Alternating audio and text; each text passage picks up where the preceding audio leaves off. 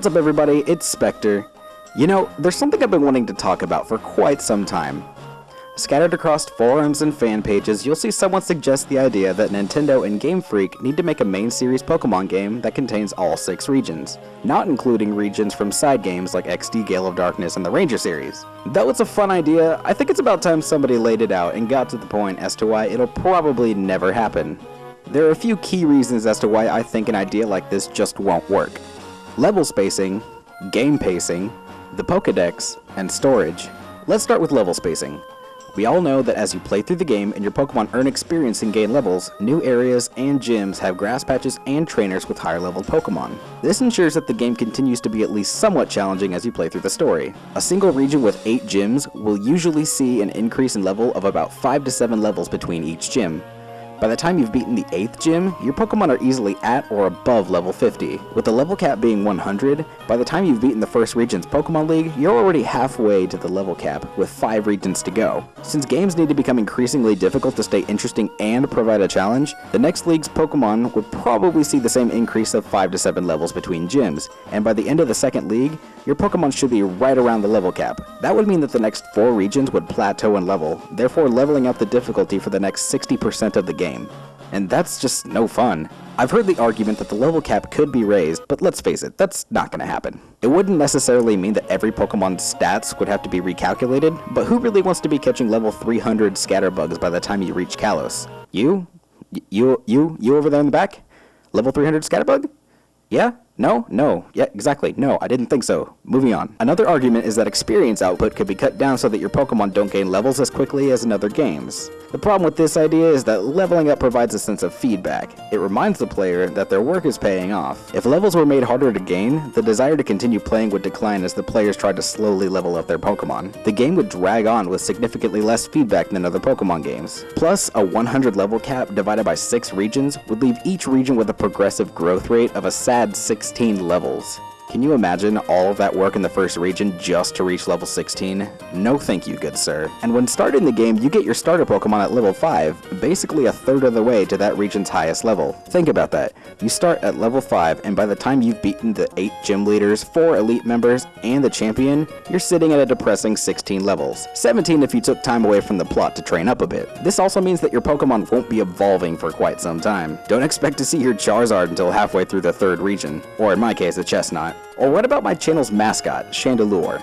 Litwick doesn't evolve to Lampet until level 41. It'd be evolving around the end of the 3rd region. Once again, no thank you. Let's move on to game pacing. This goes hand in hand with the previous point. As stated before, a gradual increase in difficulty is key to keeping the game interesting and challenging. Every gym has to become more and more difficult to beat, and the story has to become more and more intense and suspenseful. I mean, come on, you're a 10-year-old who sets off to become a great Pokemon trainer, even the champion, and in the meantime, takes down an evil organization as it attempts to rise to power. But in a game that would entail 48 gyms, 16 Elite Four members, 6 champions, and 6 token Team Rockets, paired with a snail speed increase in levels, a game like this would just take way too long. Each gym would see an increase of about 1 level, hardly affecting the stats of a Pokemon at all, and adding to the weight of terrible points that would already sit on this game's shoulders. No constant feedback from experience gain, married to a plot that would drag on for 6 regions worth of plot, would simply amount to a game that just isn't fun to play and provides no replay value, which in my experience is part of the reason why Pokemon is such a successful franchise. I've now played through Pokemon Y 3 times, and I'd do it all over again if presented with the opportunity.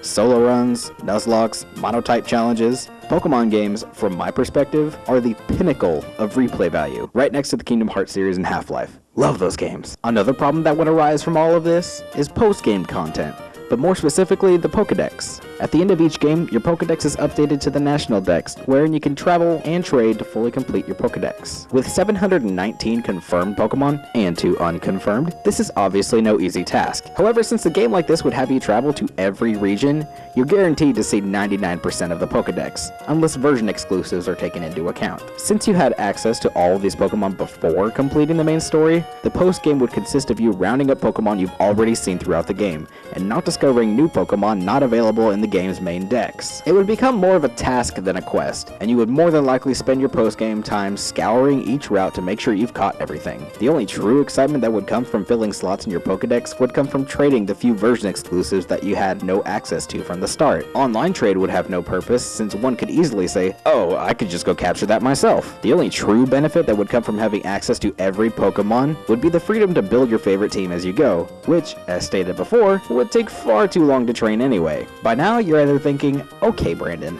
I see your point. A game like this just really wouldn't work. Or you're thinking, I'm still not convinced. But have no fear, I still have one practical yet somewhat lengthy point to cover, and that's storage. The latest installment in the main series Pokemon games, X and Y, were a huge undertaking. They were the first games to implement the 3DS's touchy yet innovative 3D graphics. They were the first to allow character customization, personal interaction with your Pokemon and Pokemon-Amie, an easy friend system, super training, friend safari. The list of new and exciting ideas goes on, and all of this equates to 1.7 gigabytes of data, making these the largest games to date in terms of file size. For the sake of being fair, let's assume that every region is pretty much the same size. To anyone who wants to argue that based on number of cities, routes, and even tiles, keep in mind that if the game were to be released in the near future, it'd probably retain the art assets of X and Y, as seen in screenshots of the upcoming Gen 3 remakes.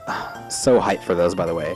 And doesn't guarantee that the game locations will be the same size tile for tile. And even if Nintendo did manage to remake every region tile for tile with X and Y's art assets, we still have no idea how that would translate to an amount of data. Also, if you've taken the time to count all of the individual tiles you can walk on in each game, you probably need to do some kind of reevaluation as to what you're doing with your life. Now, I don't claim to know anything about programming or data or anything that goes into making a game at all, but I think it's pretty obvious that at least some of the 1.7 gigs of data is code that could be carried over to other regions. You didn't need a new string of data to tell you that you had a Weedle you never used in the PC when you crossed over to Kanto and Gold and Silver. So to account for data like that, we'll shave the file size down to 1.5 gigs of data. We also need to keep in mind that the game itself is 1.7 gigabytes of data, not including your save data, which would stack on even more code. So shaving all of that down to 1.5 gigs is a pretty fair estimate. Assuming that every region is the same size and, in essence, would essentially stand as its own game within the actual game itself, we'd multiply the 1.5 gigs of data by 6, giving us 9 gigs. According to Wikipedia, yeah, I know, Wikipedia, okay, it's the best I can find. The Nintendo 3DS game cart can only hold up to 8 gigs of data, plenty of space for X and Y, but not enough to support a game with every region in it. This isn't even taking save data into account. Some people's argument for this is that the game could be released on console, and that's a whole can of worms for another day, but to keep it short, a main series Pokemon game will more than likely never see a release on a console, since the idea behind Pokemon, aka Pocket Monsters, is that they can be kept in your, you guessed it,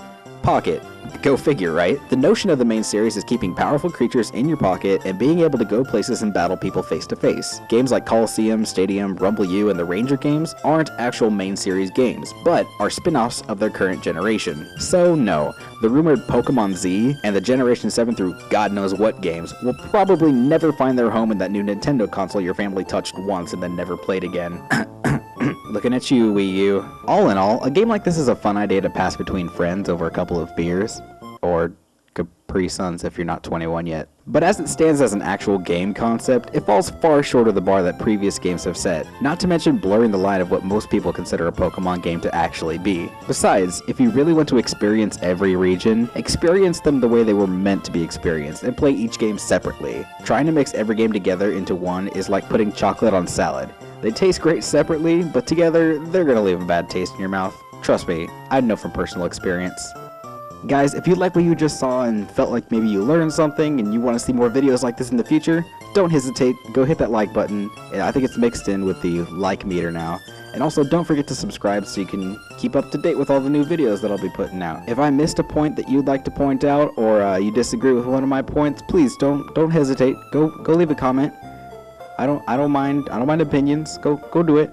Go do it. Also, you know guys, I wanted to make a video about this when it happened about a couple months ago. But we reached 100 subscribers. Actually, we're past that now. We're at about 138 subscribers, and that is awesome.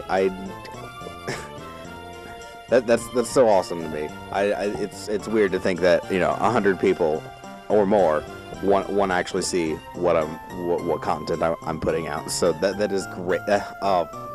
It's awesome. So let's consider this my 100 subscriber special, and let's see if we can get to 200. That'd be cool. That'd be cool. Yeah. Let's 200. That's our goal now. 200. Let's do it. Anyway, guys, I will see you in the next video, and stay bueno. Freaking adorable. Now, it's pre-evolution Chingling, not so much. Chimecho, though, is freaking adorable. And with a crippling cuteness like that, I think that it should get a mega evolution so that it can just steal your heart and then steal your soul. Now, design-wise, Chimecho is pretty simple, so there's a lot of routes that you could go with it, but I feel like if it went a little too insane, then it would just kind of take away from the fact that it's a Chimecho mega evolution. So, yeah, here's one that's not so crazy.